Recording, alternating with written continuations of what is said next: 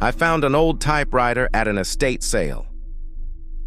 The seller warned me, "Don't type your name." I didn't listen.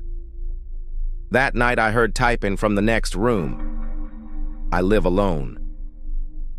On the paper, Mark Stevens, January 18th, 2026. That's 7 days from today. Every morning I find a new page. A countdown. 6 days remaining.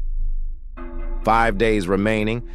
I tried to destroy it. I burned it, smashed it, threw it in the river. It's back on my desk every morning. Tonight's message, 2 days remaining. I'm recording this as a warning. If you find a typewriter, don't type your